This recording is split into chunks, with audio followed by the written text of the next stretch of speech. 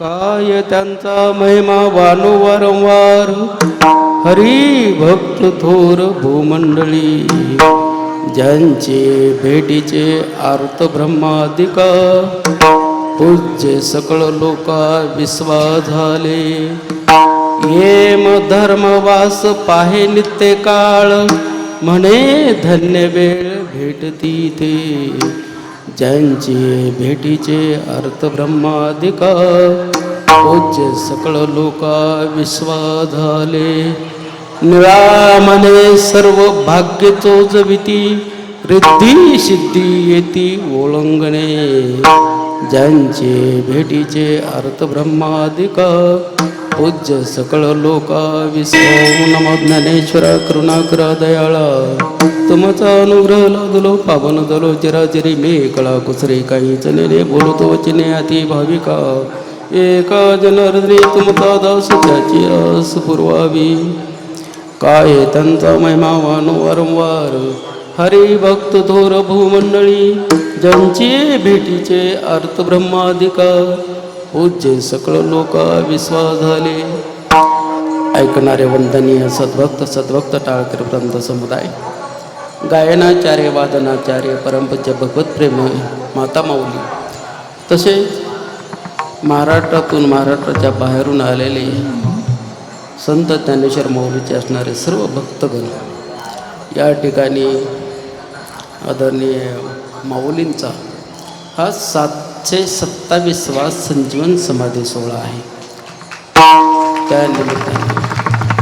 त्या निमित्ताने तीर्थक्षेत्राकडून ज्ञान तीर्थक्षेत्राकडे विश्वरूप दर्शन मंच निर्माण झाला. त्याचबरोबर या ठिकाणी जो सोहळा चालू आहे, याच्यामध्ये अखिल जातीय मानवांना की पुढे सन्मान कसा लागेल, सर्वांचा उद्धार कसं होईल, याच्यासाठी असणारे तळमळ करणारे साधू संत, आणि या असणाऱ्या साधू संतांपैकी संत मालिकेतील जगद्गुरू तुकोबाराय यांचे असणारे शिष्य, त्यांचे असणारे गुरुवर निष्ठा असे असणारे निळोबाराय यांचा या ठिकाणी सेवेला अभंग घेतलेला असून, अभंगाचा प्रतिपाद्य विषय असा आहे की काय अशा थोर महात्म्याचं वर्णन करावं, काय त्यांचा महिमा वारंवार. कारण हरिभक्त थोर भूमंडळी यांच्यापेक्षा या विश्वामध्ये थोर कोणीही नाही. कारण यांची अपेक्षा, ज्यांचे भेटीचे अर्थ ब्रह्मादिका, जे ब्रह्मादिक देव आहेत ते सुद्धा अशा भक्ताची असणारी भेटीची इच्छा करतात. पूज्य सकळ लोका विश्वास झाले, विश्वाला वंदनीय असे असणारे हे साधू थोर पुरुष संत हरिभक्त आहेत. आणि असे हरिभक्त यांची असणारी स्वर्गामध्ये यम धर्मसुद्धा वाट पाहतात. अशा हरिभक्ताची यम धर्मराजांना जरी भेटी झाली तरी त्या भेटीच्या काळाला धन्यता देतात. असे हरिभक्त जे आहेत यांच्याकडे असणारी सर्व साधनेद्वारे भगवंत कृपेने रिद्धी सिद्धी पायावर लोळून घेते. हा अभंगाचा प्रतिपाद्य विषय.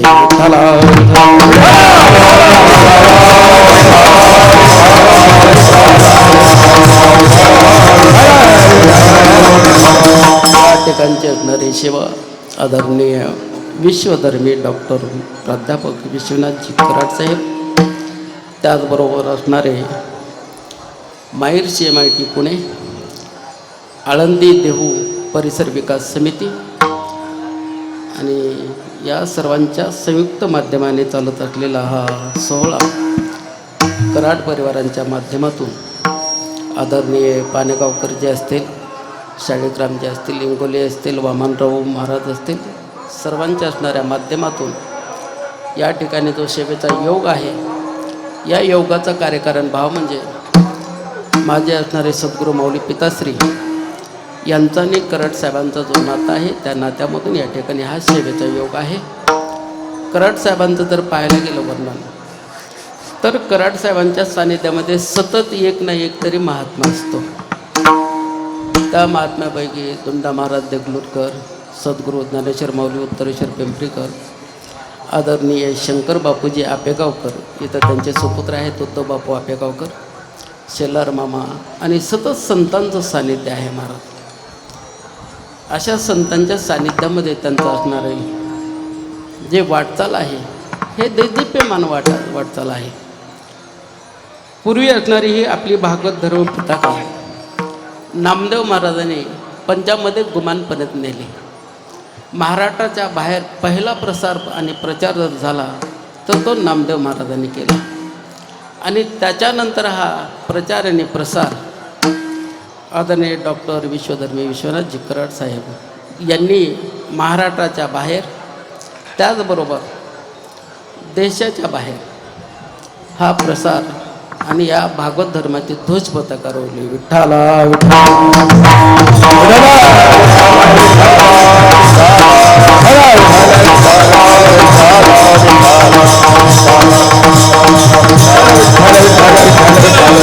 निळोबाराय म्हणतात, ज्या वेळेला असणारे आपले गुरु जगद्गुरु तुकोबराय सदेह वैकुंठाला गेले. सदेह वैकुंठ गमन झाल्यानंतर निळोबाराय यांना ज्या वेळेला समजलं त्यावेळेला निळोबाराय देहू या क्षेत्राने आले. देहू या क्षेत्राच्या ठिकाणी तुकोबराय आपल्याला अनुग्रह न देता गेले याच्याकरता त्यांनी 42 दिवस निर्वाण मांडलं. भगवान पांडुरंग यांना काळजी पडली, पंचमहाभूताचा देह आहे, पंचमहाभूताला अन्न पाण्याची नितांत गरज आहे आणि अन्न पाणी वर्ज्य आहे. त्याच्यामुळे भगवान परमात्मा आले. भगवान परमात्मा आल्यानंतर निळोबारायला म्हणाले, उघडा डोळे मी आलेलो आहे. निळोबाराय म्हणाले, तुमचं येण्याचं या ठिकाणी काही कारण नाही, कारण मी जे बसलेलो आहे तुकोबराय करता बसलेलो आहे. कारण जो भगवान परमात्मा आला या विश्वाला व्यापक आतून बाहेरून असा भगवान व्याप्त भगवान परमात्मा आहे. ज्या भगवंताची असणारी आराधना ऋषीमुनी करतात, सर्व असणारं तप आगादी साधना करतात. जो भगवान परमात्मा आहे, इंद्र चंद्र महेंद्र यातेची पूजिती श्रुती शास्त्रे तेही येत्याची यातेची स्थविती महासिद्ध मुनी ध्यानी आराधती. असं असणारा भगवान परमात्मा आला तरी त्या भगवंताला निळोबाराय म्हणतात, पार्थिल्या वाचुनी आला शिका. म्हणून मी विनंती केलेली नाही आणि विनंती न करता तुम्ही आलेला आहात. याच्याही पुढे भगवान परमात्मा निळोबारायांना समजावून सांगू लागले, परंतु निळोबाराय शेवटी त्यांना म्हणले, निळा म्हणे आम्ही नोळखची देवा तुकोयाचा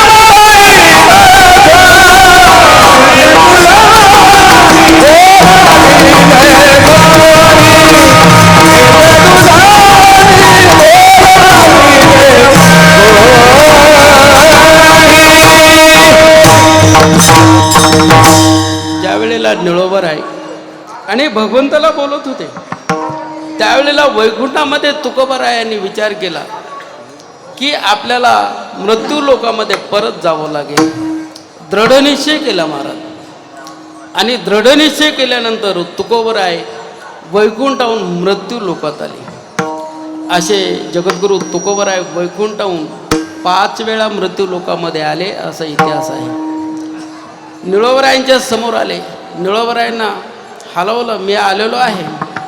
निळोबरायांनी भगवंत तुकोबरायांना समोर पाहिलं आणि तुकोबरायाला समोर पाहिल्यानंतर तुकोबरायांनी त्यांच्यावर कृपादृष्टी टाकली. एक तुकोबरायांनी त्यांच्या मस्तकावर हात ठेवला आणि मस्तकावर हात ठेवून त्यांना असणारं कृपा प्रसाद दिला.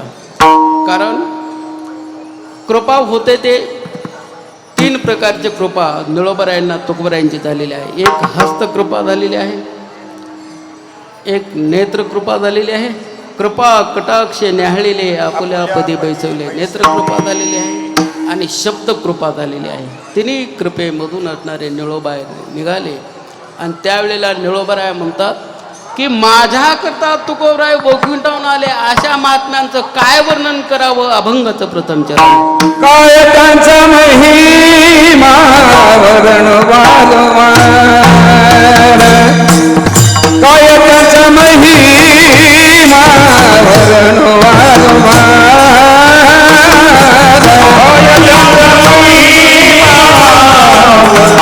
वरण वारंवार, काय त्यांचा महिमा वरण वारंवार, काय त्यांचा महिमा वरण वारंवार, काय त्यांचा महिमा वरण वारंवार, काय त्यांचा महिमा वरण वारंवार.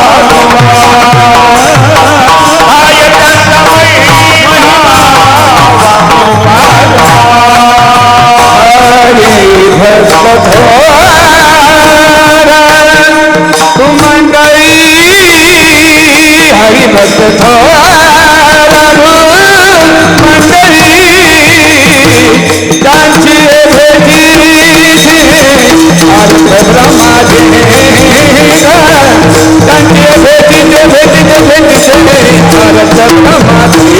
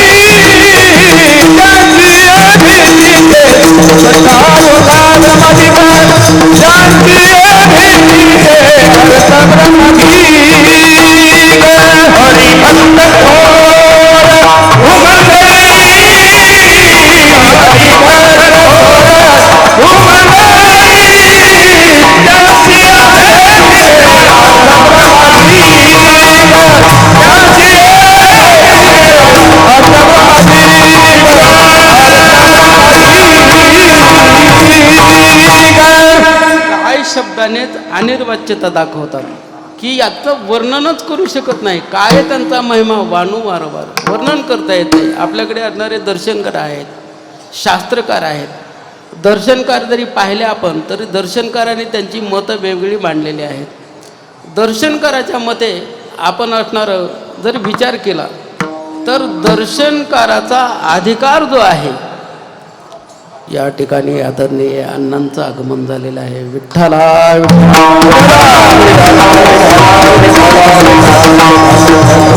दर्शनकाराच्या मते आत्मस्वरूपाची ओळख नाही, सावित्रिक आत्मा त्यालाच असणारा अनात्मात्म्याला दर्शनकार आत्मा मानतात. परंतु आत्मा या स्वरूपाची ओळख नाही, आपली ओळख नाही. हे दर्शनकार आहेत महाराज. लिंबारकाय आहेत, रामार्जुनचार्य आहेत, वल्लभाचार्य आहेत, त्याचबरोबर बौद्ध, जैन यांचे जर मतं पाहिले तर मतांतरामध्ये हा वेदांत मानत नाहीत आणि वेदाने मान्य केलेला देव मानत नाहीत. जे वेद मानत नाहीत त्यांना नास्तिक म्हणतात. म्हणून यांना नास्तिकामध्ये म्हटलं, कारण ते मूर्तीपूजा मानत नाहीत. आपले असणारे शास्त्रकार कपिलस्य कणादस्य गातमस्य पतंजली व्यासस्य जमिनीचे हे 6 जे आपले असणारे शास्त्रकार आहेत यांनी आत्मस्वरूपाची ओळख काय आहे हे सांगितलं. पण दर्शनकारांनी आत्मस्वरूपाची ओळख जी आहे त्याच्यामध्ये आत्म्याचा अनुभव नाही आणि आत्म्याचा अनुभव नाही, पण त्यांचं कार्य आत्मस्वरूपापासून आहे म्हणून त्यांना दर्शनकार म्हणतात. विठ्ठल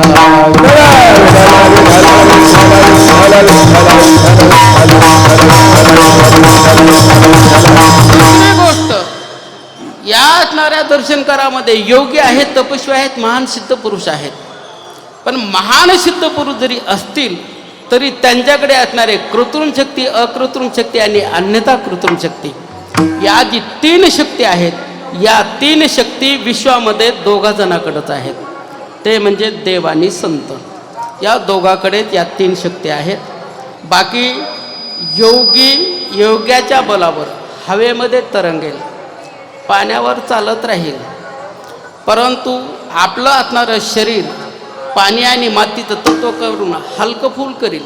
परंतु योग्याने हे जरी केलं तर याच्याकडे 3 शक्ती नाहीत. परंतु संताकडे जर पाहिलं आणि देवाकडे पाहिलं तर 3 शक्ती आहेत. त्याचं कारण एक आहे, कारण जे देव आहेत तेच संत आहेत आणि जे संत आहेत तेच देव आहेत. देवते संत, देवते संत निमित्त त्या प्रतिमा. देवाचं स्वरूप पाहिलं तर सतचिद आनंद आहे. संतांचं स्वरूपही सतचिद आनंद आहे. नमामि सद्गुरु शांतम सच्चिदानंद विग्रहम पूर्ण ब्रह्मपरानंदम ईशम आनंदी वल्लभम. नमो सद्गुरु तुकया ज्ञानदीपा, नमो सद्गुरु सच्चिद आनंद स्वरूपा. कारण देवाचं स्वरूप आणि संतांचं स्वरूप हे एक स्वरूप आहे, फक्त निमित्त मात्र प्रतिमा आहेत. त्याच्याकरता दोन्हीकडे कृत्रिम शक्ती आणि अकृत्रिम शक्ती आणि अन्यथा कृत्रिम शक्ती आहे. कृत्रिम शक्ती स्वतःच्या बलावर केलेलं कार्य, अकृत्रिम शक्ती कार्य शक्य नसताना दुसऱ्याकडून करून घेतलेलं कार्य, आणि अन्यथा कृत्रिम शक्ती जो विश्वामध्ये जो करू शकणार नाहीत असं जे कार्य आहे ते कार्य म्हणजे अन्यथा कृत्रिम शक्ती. आता आपण तुकोबरायांची कृत्रिम शक्ती जर पाहिली, तुकोबरायांचे ज्यावेळेला गाथे इंद्रायणीच्या डोहामध्ये टाकले त्यावेळेला तुकोबराय 13 दिवस ज्या दगडावर बसले ना त्या दगडाला त्यांनी परिश केलं महाराज. तो दगड म्हणजे परिसाचं मंदिर आहे महाराज. तुकोबरायांची असणारी शक्ती जर पाहिली अकृत्रिम शक्ती, त्यांच्याकडे कोंडिबा लोहेकर असणारे ग्रस्त होते. त्यांना सरळ म्हणले आज प्रवचनला बसा, त्यांनी सरळ प्रवचनाला चालू केलं. तुकोबरायांची अन्यथा कृत्रिम शक्ती, 13 दिवस पाण्यातील वह्या त्यांनी असणाऱ्या कोरड्या ठेवले, ही त्यांची अन्यथा कृत्रिम शक्ती. तसा माऊलींचा जर विचार केला तर माऊलींची असणारी कृत्रिम शक्ती काय आहे? शके 1212 तरी तई टीका केली ज्ञानेश्वरी सच्चिदानंद बाबा दरे लेखकू झाला. माणसं, जनावर, बैल जरी देवाच्या सानिध्यामध्ये आला ना त्याचा नंदी बैल होतो, नंदी होतो महाराज. पंचामृत जर आपण देवाला घातलं त्याचं तीर्थ बनतं.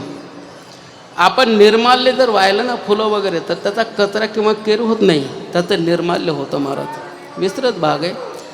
तसं संत ज्याला स्पर्श करतील त्याला आपल्या पदाला घेऊन येतात महाराज, मग तो कोणीही असो महाराज. माऊलीने ज्या खांबाला बसून असणारी ज्ञानेश्वरी सांगितली, पैस खांब नेवासा, आज त्या ठिकाणी आपण मंदिर बांधून त्या पैस खांबाची पूजा करतो महाराज. ज्ञानोबा माऊलीने असणारं जीवनामध्ये भरीव कार्य करत असताना जड जीवांचा उद्धार केला, कारण हे जड जीवांचा उद्धार करण्याकरता येतात. सतत साधू संतांचं तीर्थाचं भ्रमण चालू असतं.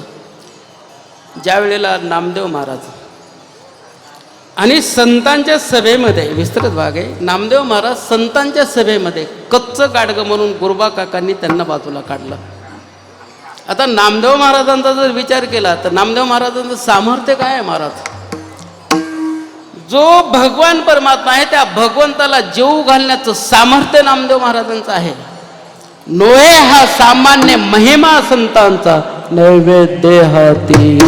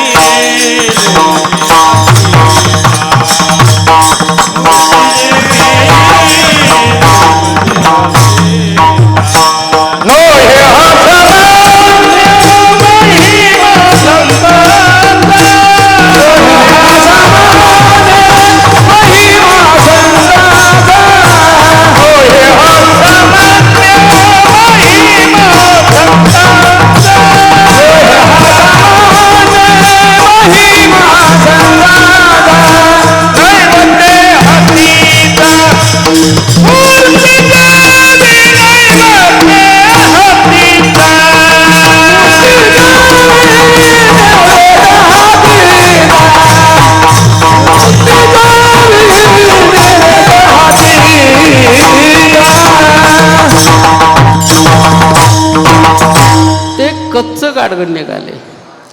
माऊलीने विचार केला यांना संत सहवासाची नितांत गरज आहे. माऊली पंढरपूरला आले आणि नामदेव महाराजांची भेटणी घेतली. नामदेवा भेटी ज्ञानदेवा आले, साष्टांग घातले नामदेवा. माऊली आल्याबरोबर नामदेव महाराजांनी साष्टांग प्रणिपात घातला. बसवल्यानंतर षोडोपचारे पूजा केली. हे असणारे नामदेव महाराजांचे थोरले चिरंजीव नारायण महाराज पाहत होते. नारायण महाराजांनी नामदेव महाराजांना प्रश्न केला. म्हणले बाबा आपण यांचं सगळं देवासारखंच केलं का, हे देव आहेत का? त्यावेळेला असणारे नामदेव महाराज म्हणतात ब्रह्ममूर्ती संत जगी अवतरले उद्धराया आले. दीन जना उद्धराया आले, दीन जना उद्धराया आले, दीन जना उद्धराया आले. ब्रह्ममूर्ती संत जगी अवतरले, ब्रह्ममूर्ती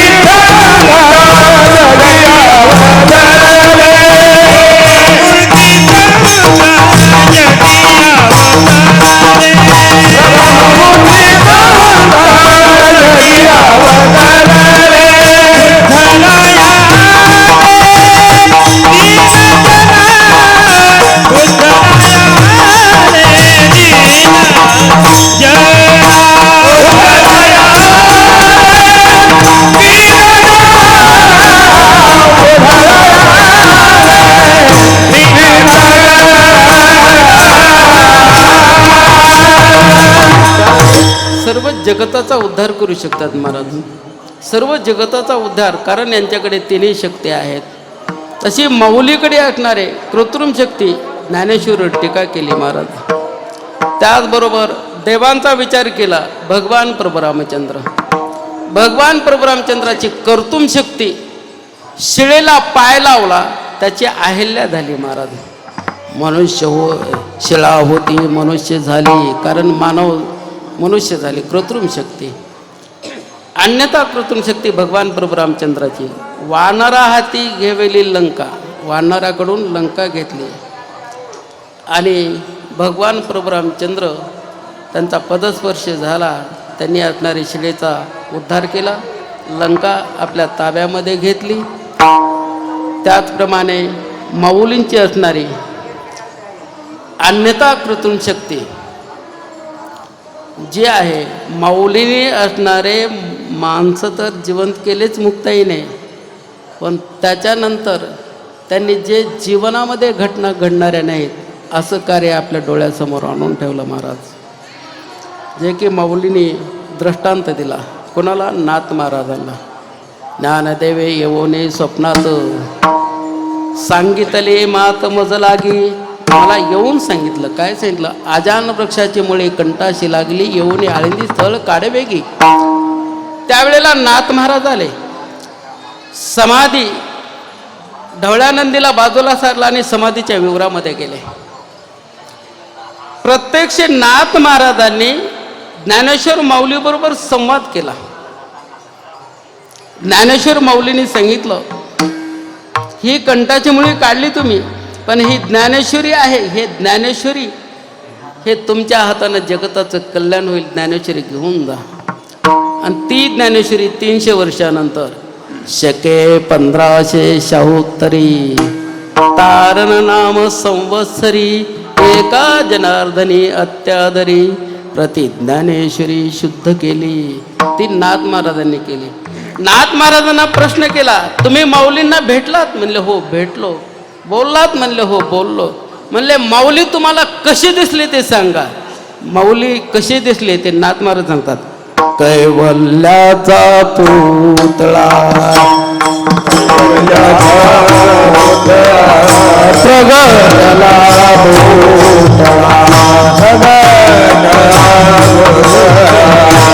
चैतन्याचा जीवाला ज्ञानोबा, चैतन्याचा जीवाला ज्ञानोबा माझा, चैतन्याचा जीवाला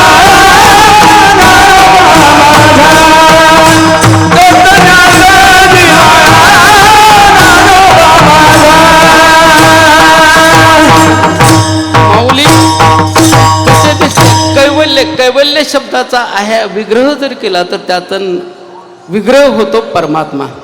कैवल्य 2 प्रकारचं आहे महाराज. एक बद्ध कैवल्य. बद्ध कैवल्य कशाला म्हणतात?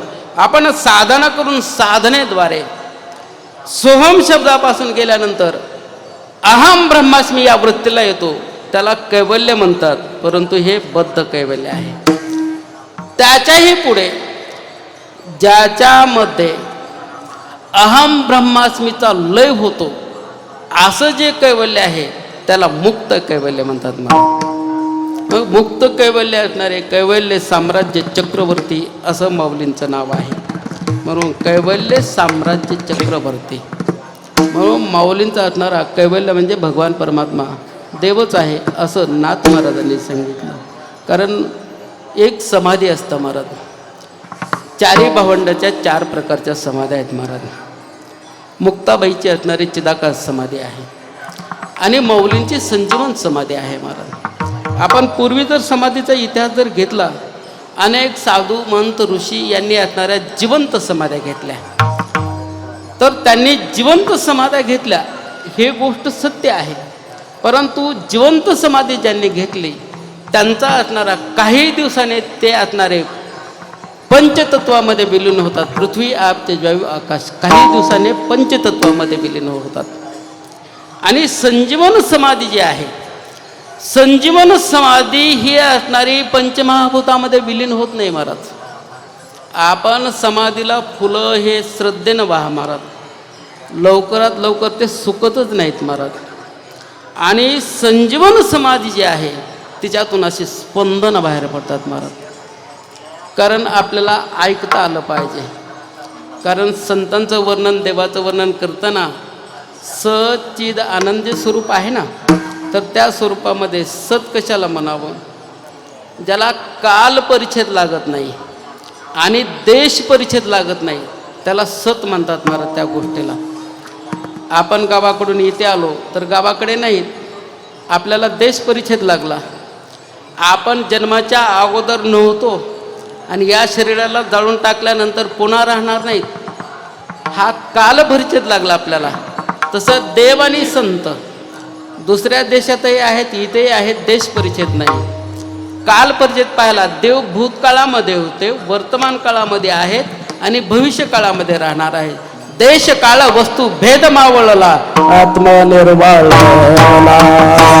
जगदाता रे आत्मनिर्वाळ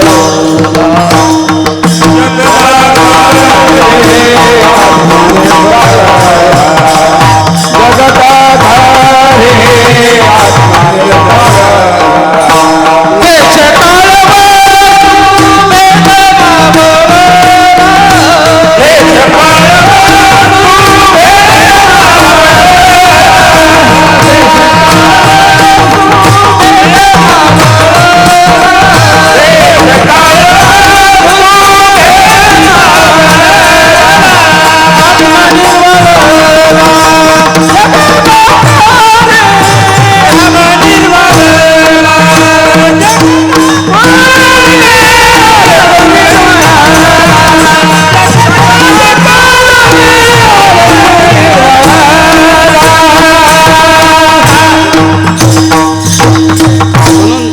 आणि संत यांना देश परिच्छेद लागत नाही, काल परिच्छेद लागत नाही.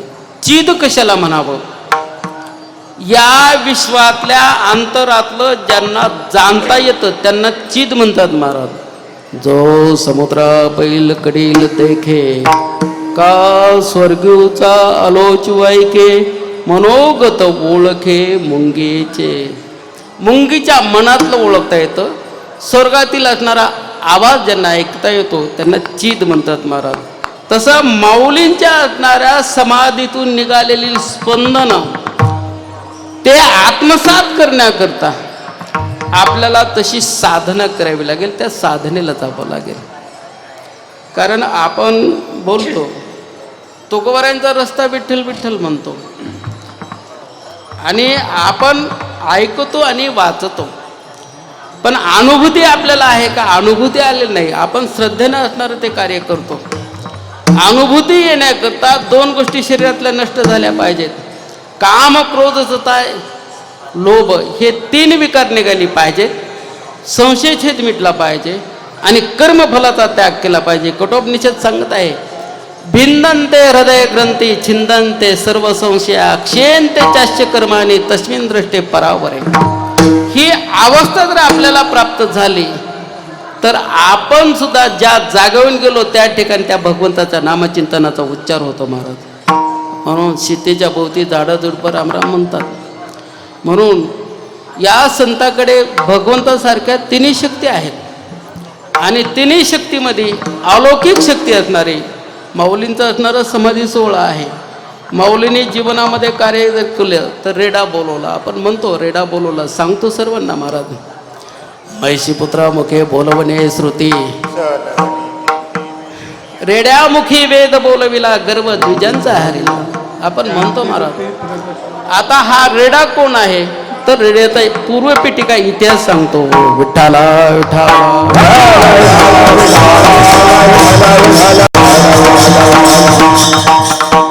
मलय नावाचा गंधर्व अनेक असणाऱ्या त्यांच्या असणाऱ्या स्त्रियासह नग्न अवस्थेमध्ये जलक्रीडा करत असताना पूज्यपाद भगवान नारद स्वामी त्या ठिकाणाहून चालले.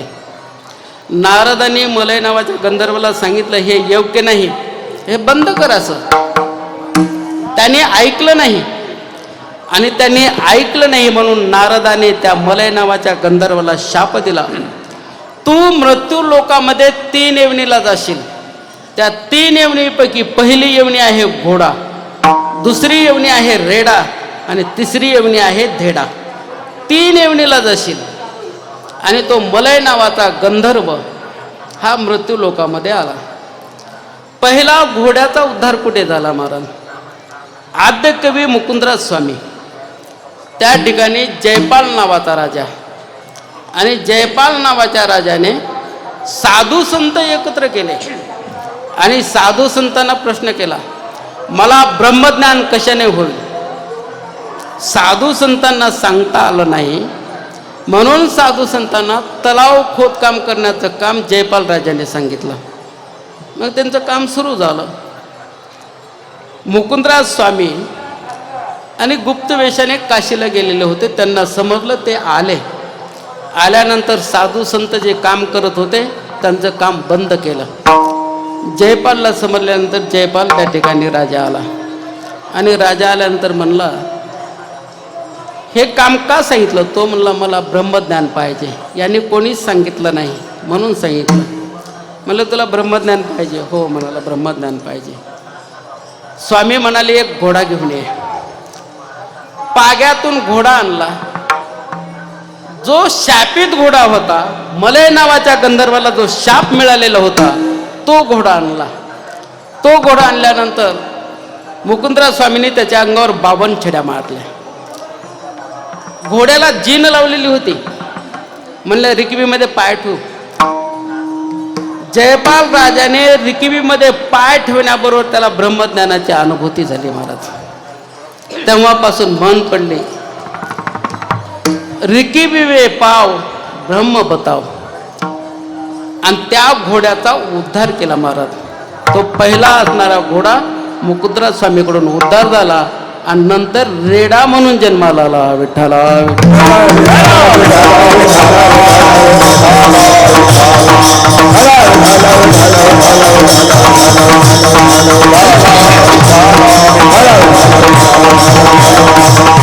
रेडा म्हणून जन्माला आल्यानंतर ज्या वेळेला माऊलींना शुद्धीपत्र पाहिजे होतं आणि शुद्धीपत्राच्या वेळेला पैठण क्षेत्राच्या ठिकाणी गेले. ब्रह्मवृंदाबरोबर चर्चा सुरू झाली. माऊली आपला भाग समजावून सांगत होते. त्यावेळेला ब्रह्मवंत म्हणाले, मग तू जर ही सृष्टी एक आहे, जीव एक आहे असं म्हणतोस, तर तुझा आत्मा आणि ही पकाल घेऊन चाललेला हाले आहे त्याचा आत्मा एक आहे का? माऊली म्हणाले एक आहे. म्हणलं तुझ्या पाठीवर मारलं तर त्याच्या अंगावर वळ उपटेल किंवा त्याच्या पाठीवर मारलं तर तुझ्या अंगावर वळ उपटेल का? म्हणलं एकच आत्मा आहे. रेड्याच्या पाठीवर वळ टाकला, रेड्याला हाणलं, त्यावेळेला तो वळ माऊलींच्या असणाऱ्या पाठीवर उगवला महाराज. त्यावेळेला ब्रह्मवंत म्हणाले, बरं तू असणारं वेदाच्या गोष्टी करतो, तुम्ही वेदाच्या गोष्टी सांगता, तुम्ही वेद बोलता, रेडा वेद बोलतो. म्हणलं हो बोलेल ना. मग माऊलीने आज्ञाले, ज्ञानदेव म्हणे बोल रे ऋग्वेद, ओंकार शब्द प्रणवाचा. रेडा वेद बोलू लागला महाराज. रेड्या मुखी वेद बोलविला, बोलला महाराज वेद. जो रेड्याचा मालक गैविराज जी होते ना, गैविराज म्हणाले याने वेद बोलला, म्हणले याच्या पाठीवर काम कसं करावं म्हणून माऊलींना दिला महाराज. चारी भावंडासह रेड्याला घेऊन ज्या वेळेला येऊ लागले त्यावेळेला आळे या ठिकाणी आले. आपण म्हणतो ना आळ्या फाटेला माऊलींच्या रेड्याची समाधी. आळे ठिकाणी आले आणि आळे ठिकाणी आल्यानंतर रेडा शांत झाला महाराज. त्या ठिकाणी रेड्याची समाधी आहे, माऊलींची समाधी आहे. विठ्ठला विठ्ठला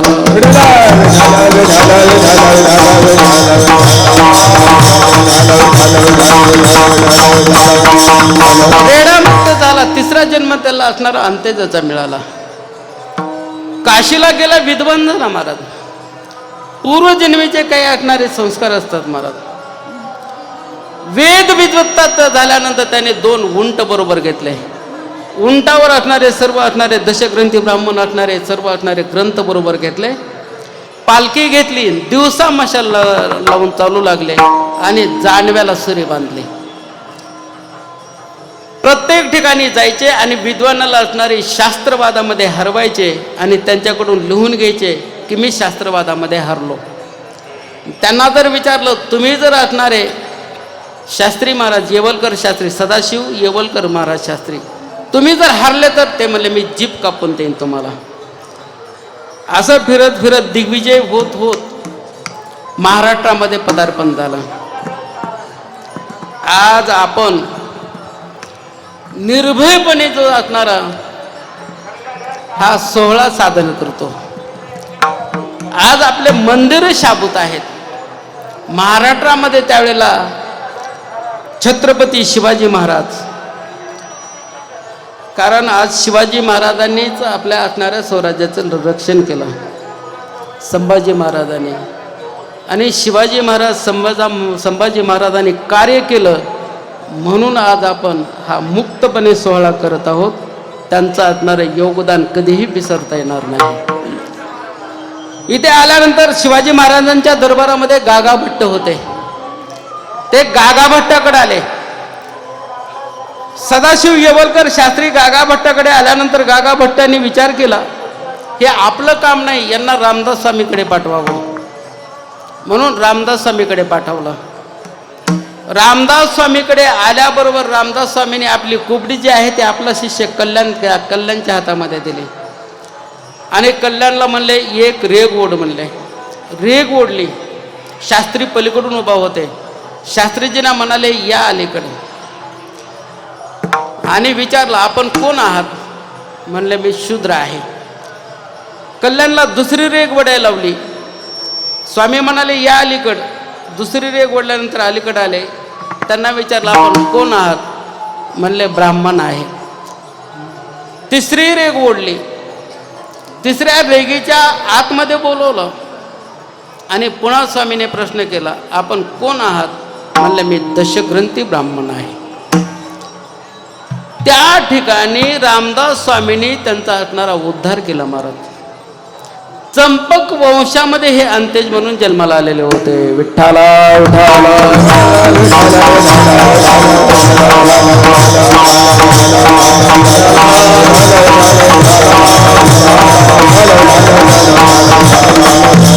म्हणून ज्या संताकडे शक्ती आहेत त्या देवाकडे शक्ती आहेत. जे देव आहेत ते संत आहेत. आणि जो अवतार संतांनी घेतला तो देवाचा अवतार आहे. आपण असणारा अभंग म्हणतो, सदाशिवाचा अवतार स्वामी निवृत्ती दातार, महाविष्णूचा अवतार सखा माझा ज्ञानेश्वर, ब्रह्मा सोपान तो झाला भक्ता अनंत वर्तला, आदिशक्ती मुक्ताबाई काशी जने लागे बाई. जे देवाचे अवतार ते संतांचे अवतार असतात महाराज. संत तो अवस्था येण्याकरता काही गोष्टीची जरुरी असते महाराज. पूर्वजन्माची असणारी आपली पुण्याई लागते. आपल्या पितरांचा शुभाशीर्वाद लागतो, आशीर्वाद लागतो, संतांची कृपा लागते, भगवंताची कृपा लागते आणि आपली असणारी कर्तृत्व शक्ती लागते महाराज.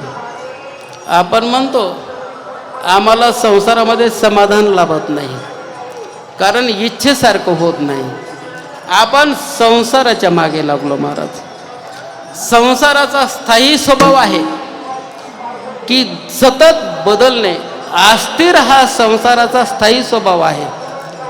आपण संसारामध्ये जो संसार आहे त्याच्यामध्ये दुरुस्ती करण्याचा प्रयत्न करतो आणि स्थायी स्वभाव अस्थिर असल्यामुळे त्याची दुरुस्ती होत नाही. मग आपण निराश होतो आणि म्हणतो काय करावं, संसारामध्ये कार्यच झालं नाही. साधू संतांनी संसार केला महाराज. आपण लग्न केल्यानंतर प्रपंच हे करतो असं असल्यानंतर संसार होतो असं नाही महाराज. ब्रह्मचारी असताना संसार होतो. मौलींनी संसार केला महाराज. अवघाची संसार सुखाचा करीन आनंद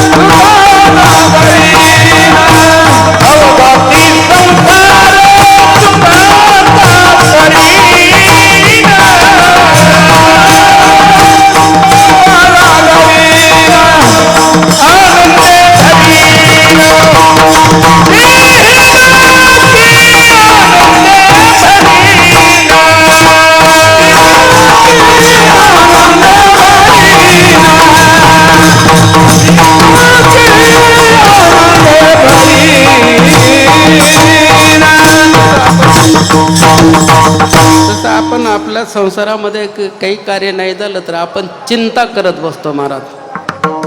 सजीव दहते चिंता, निर्जीव दहते चित्ता.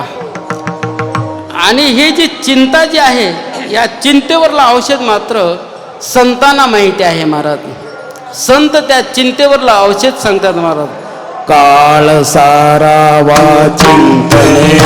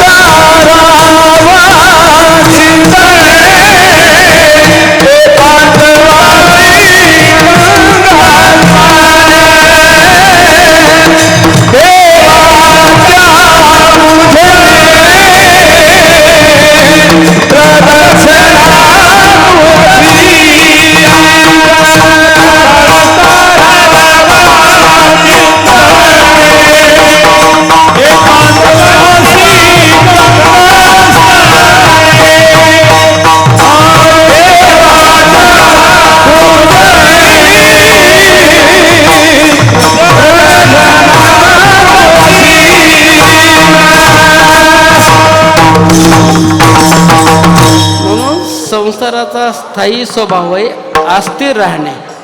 म्हणून संसाराच्या पाठीमागे न जाता संसार आहे तसा स्वीकारला पाहिजे. म्हणून संतांनी संसार आहे तसा स्वीकारला आणि परमार्थ मनासारखा केला महाराज.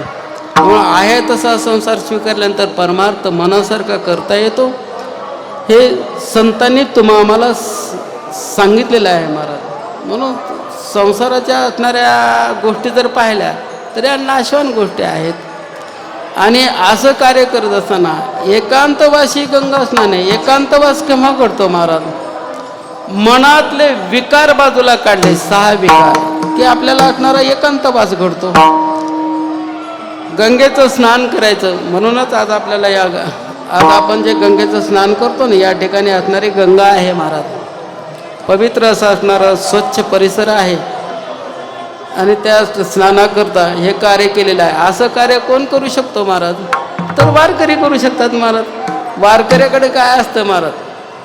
गोपीचंदन उटी, तुळशीच्या माळा, हार मिळवती, एवढं असतं महाराज. आणि यांनी जर असला वारकऱ्याने केलं तर वारकऱ्याची भगवी पद्धत आणि भगवंत नामचिंतन साधना संतांचं कार्य आहे. संत अखंड भ्रमण करतात, संत चमत्कार करतात महाराज. पण चमत्कार करणारे संत नसतात. पहा तुम्ही आत्तापर्यंत इतिहास आपल्या सानिध्यातले संतांचं पहा. मग ते भगवान बाबा असतील त्यांना पहा, किंवा वामनभाऊ असतील, ज्ञानेश्वर माऊली असतील, किंवा जे थोर पुरुष गणले गेले ते पहा.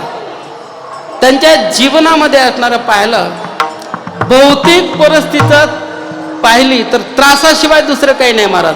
पण आंतरिक परिस्थिती जर पाहिली तर आंतरिक त्यांचा अधिकार काय आहे? सोन्याचे पर्वत करवती पाशाना अवघे रानोमाळा कल्पतरू, हा त्यांचा अधिकार आहे. आपण म्हणतो की तुकोबारायांचा संसार फाटका तुटका होता, पण अधिकार काय होता महाराज?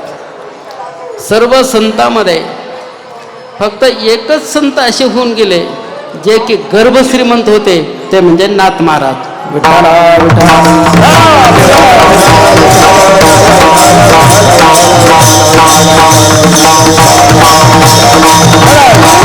संजीवन सोहळा आहे महाराज. संजीवन सोहळ्यामध्ये असणार आपण जे वर्णन करतो की असे लोक आहेत महाराज. हे कोणते लोक आहेत? हरी भक्त थोर मंडळी, हरी भक्त थोर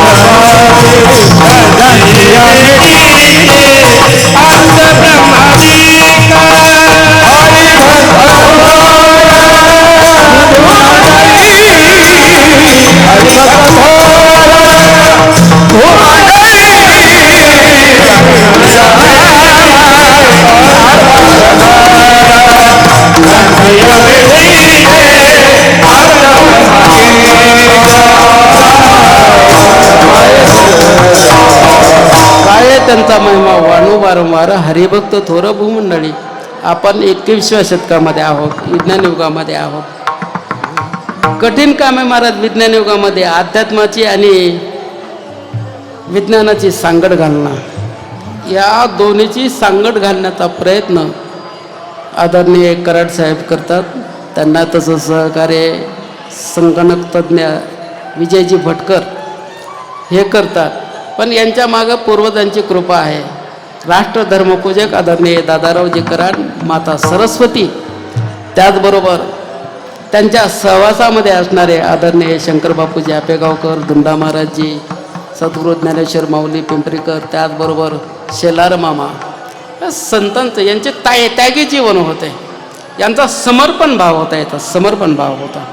आणि अशांच्या आशीर्वादामध्ये हा सोहळा हे कराडसाहेब घडले गेले. महाराज यांनी असणारं याच ठिकाणी आळंदीमध्येच कार्य केलं असं नाही. महाराज भगवंत नामाचा असणारा ध्वज भारताच्या बाहेरही यांनी नेलेला आहे. महाराज नेपाळमध्ये भूकंप झाला, दातृत्व शक्ती लागते. महाराज संत असणारे दातृत्व आहे. महाराज घातला दुकान देती संत उदार उदार, तसं यांनी दुकान घातलं महाराज दातृत्वाचं. भूकंप झाला, गाव दत्तक घेतलं महाराज. त्या ठिकाणी नेपाळमध्ये एक गाव वसवलं आणि ते गाव वसवल्यानंतर त्या ठिकाणी नेपाळला सप्ताह केला महाराज आपला. अण्णा होते त्या सप्ताहामध्ये. अण्णांनीच प्रश्न केला तर मला की देवाला नैवेद्य त्या ठिकाणी कोणता चालतो, तर त्या ठिकाणी सुद्धा आपला ज्ञानोबारायांचा असणारा गजर झाला. ज्ञानोबा माऊली तुकाराम, ज्ञानोबा माऊली तुकाराम, ज्ञानोबा माऊली तुकाराम, ज्ञानोबा माऊली तुकाराम,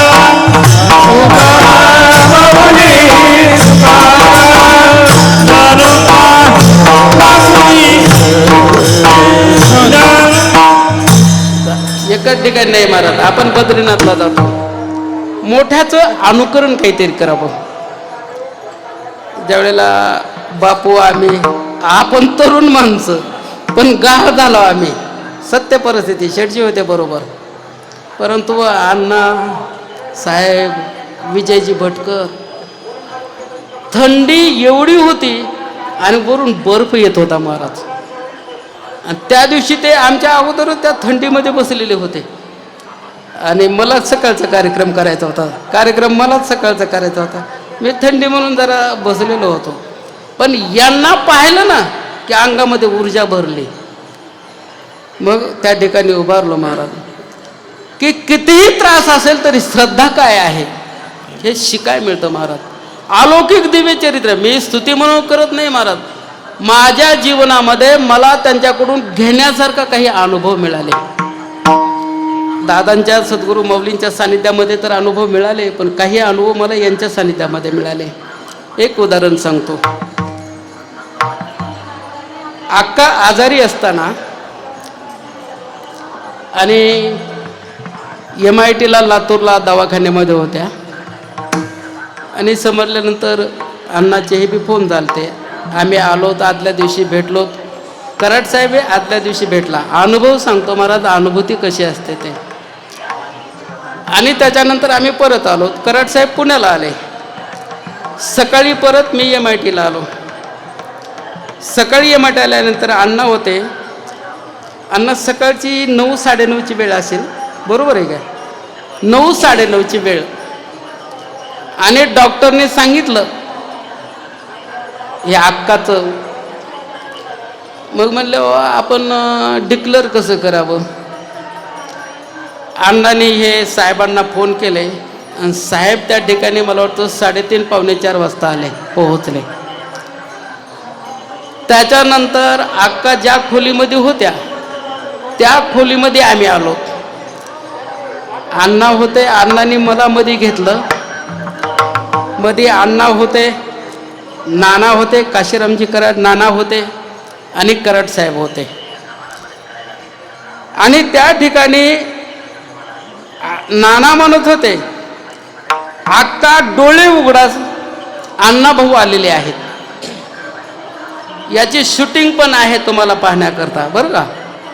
आम्ही 4 जण मध्ये, डॉक्टर एक होते, मला वाटतं नर्स एक होती काही किंवा वगैरे. आणि ज्या वेळेला कराड साहेब अक्काच्या कानाजवळ मोठ्यानं सांगितलं अक्का मी आलेलो आहे, त्यावेळेला डोळे फिरले महाराज, डोळे फिरले. डोळे बिबळ फुरले, बिबळ, अंगावर शहारे आले महाराज. नंतर डॉक्टरला विचारलं तर डॉक्टर म्हणले आहे ते बरोबरच आहे, मी सांगितलेलं बरोबरच आहे महाराज. आणि दुसऱ्या दिवशी अंत्यविधी. अंत्यविधीला ज्या वेळेला मुखाग्नी दिला त्यावेळेला हा जो हात होता ना वरचा, हा उजवा हात असा आला बाहेर. याची शूटिंग आहे महाराज तुम्हाला पाहण्याकरता. हे सिद्धांत जे आहेत आज वैमानिकाला असणार किंवा विज्ञान युगामध्ये कसे आहेत, हे का होतात, त्याच्याकरता चांगले आहेत अभ्यासाकरता. हात बाहेर आला आणि हाताचा झोक आपल्याला कळतो, तो खाली पडणार. पण हात ज्या वेळेला वर येत होता त्यावेळेला हात असा फिरला होता आणि असा आशीर्वाद दिला आणि हात मध्ये पडला महाराज. बुबळ फिरलेली जी होती ना, ते अक्का गेल्यानंतर याच्या अगोदर एकदा मी बुबळ फिरलेली पाहिली होती आणि साहेबांनी पुन्हा ते बुबळ का फिरले का नाही याचं असणारं सखोल ज्ञान घेतलं आणि काशीच्या पंडितांनी त्यांना ते सांगितलं आणि ते साहेबांनी आम्हालाही सांगितलं पुन्हा. ह्या ज्या अनुभूती आहेत ना, याला नुसतं चमत्कार म्हणता येत नाहीत बरोबर, या अनुभूती असतात महाराज. संतांच्या सानिध्यामध्ये गेलं ना, एकतर आपल्याला त्याच्यातलं ज्ञान नसतं, सरळ असणारा माता झुकव महाराज. ज्या ठिकाणी संत उभारतात महाराज त्या ठिकाणी तीर्थ निर्माण होतं. तीर्थ मदभक्ता यत्र तिष्ठन्ति प्रक्षालमी येच. ज्या ठिकाणी संत उभारले त्या ठिकाणी जर त्यांचे पाय जर धुतले तर त्या ठिकाणी ते महातीर्थ होतं महाराज. संत कालांतराने निर्माण होतात, परंतु जात असताना तीर्थ निर्माण करून जातात. हे संतांचं वैशिष्ट्य आहे. विठाला